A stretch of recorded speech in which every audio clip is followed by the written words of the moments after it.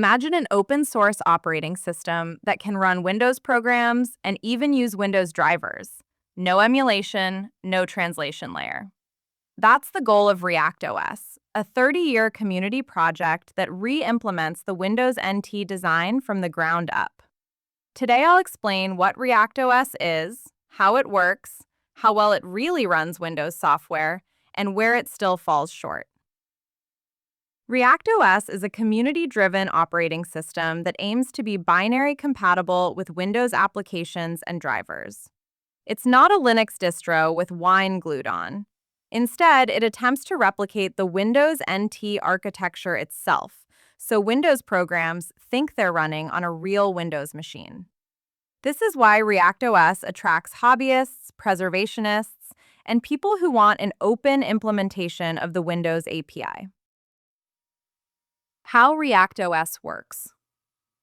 Rather than translating Windows calls at runtime like Wine does, ReactOS re-implements the kernel, core system libraries, and key subsystems.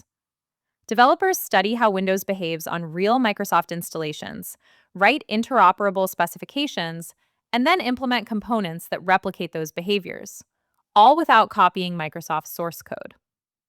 The result is that many exe installers can be launched directly and interact with ReactOS's own kernel and DLLs. First impressions and installation. ReactOS is extremely lightweight compared with modern Windows releases. Installer images and minimal ISOs are only a few hundred megabytes, and the installer itself is intentionally simple, keyboard-driven, and fast. Boot and setup are usually much quicker than a modern Windows installation, which makes ReactOS ideal for quick testing in a virtual machine or on older hardware. If you want to try it safely, use a VM. The project publishes official images for those platforms. App and driver compatibility. This is where ReactOS is most interesting. Because it implements Windows-style system calls and exposes the same driver interfaces, it can run many Windows applications, and in some cases, use Windows drivers directly. That capability is what separates ReactOS from Linux plus Wine setups. There's no middle layer translating calls. However, compatibility is not universal. ReactOS includes parts of the Wine userland and still depends heavily on ongoing re-implementation work to increase coverage of Windows APIs. Real-world performance. Some modern applications work fine. For example, certain legacy browsers and lightweight apps have been tested and run on recent ReactOS builds. But heavy web apps, multimedia sites, and GPU-accelerated programs often struggle. The project's test pages show that Firefox ESR builds have been used successfully in tests, though YouTube and modern media playback are often limited by lack of GPU acceleration and other modern subsystem support. Expect acceptable performance for classic and lighter Windows programs, but don't expect seamless modern desktop or gaming performance yet. Where ReactOS currently falls short. ReactOS remains in alpha, active development but not production ready. Key limitations historically include partial NTFS and driver support, limited or experimental multi-core handling, and incomplete support for modern Windows driver models such as WDDM, which is being actively investigated. There's also the long-running constraint that many builds have been 32-bit focused, which can limit RAM and application compatibility.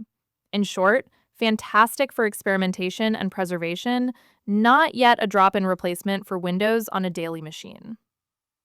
Who should try ReactOS? ReactOS is ideal for retro computing fans, developers curious about Windows internals, researchers preserving legacy Windows apps, and anyone who wants to contribute to a rare, ambitious open-source re-implementation.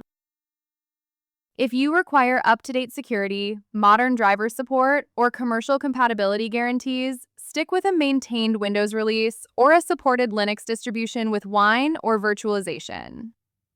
Closing. ReactOS is a remarkable technical achievement, an open, community-built effort to recreate a closed OS design. It's not a finished product, but it's a living project worth watching and contributing to if you care about software freedom and legacy compatibility. If you want to try it, download the official images and read the documentation on the project site to get started. Thanks for watching, and I will see you in tomorrow's video. Don't forget to like, share, comment, and subscribe for daily videos. Bye.